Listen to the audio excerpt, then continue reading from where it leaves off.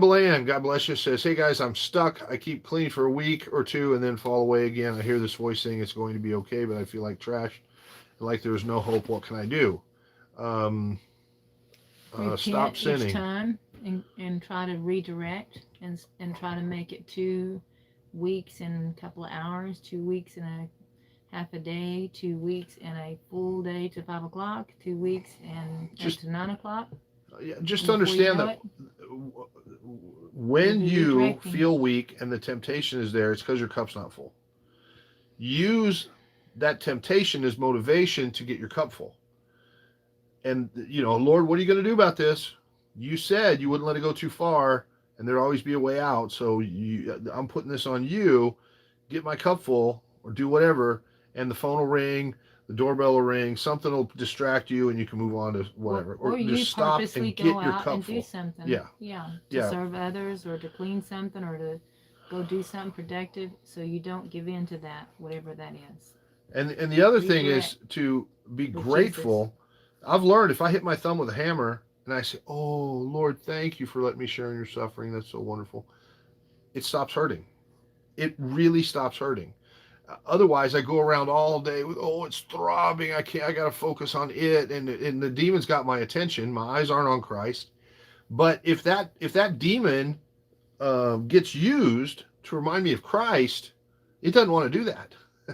So as soon as you get a temptation and you say, "Oh Lord, thank you for letting me be tempted as you were tempted in the desert," when you were fasting for 40 days and Satan was right there, and thank you for trusting me enough that you will help me get through this, and use it to thank him, because all of it is just weightlifting. All of it is resistance training. So you have something to push against so you can build big, strong Jesus muscles.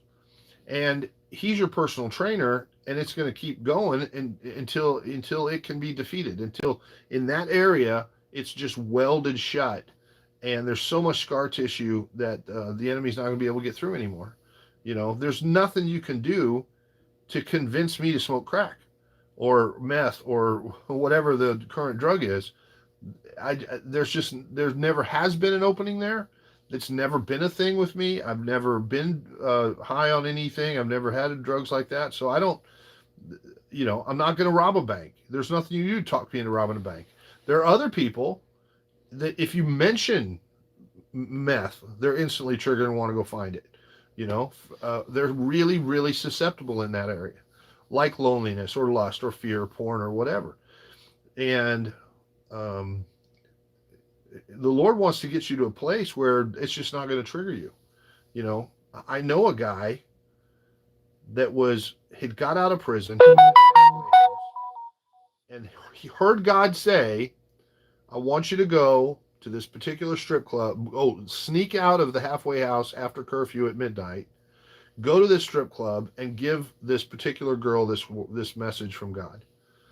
Well, you better hear real good to hear God say to go to a strip club.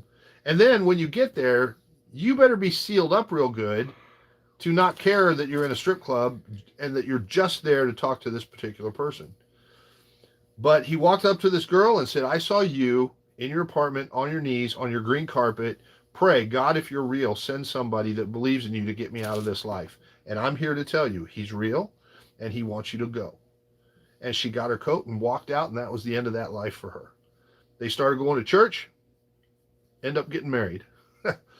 um, so I'm not saying God couldn't tell you, but he's not going to send an alcoholic. He's not going to send a sex addict that's currently struggling with those things into that strip club to reach that person. So if he's going to use you to reach the kind of people that have been through the stuff you've been through, you need to get over it. He needs to get you sealed up so you have victory over that demon and you can call it out and beat the tar out of it when it's on somebody else.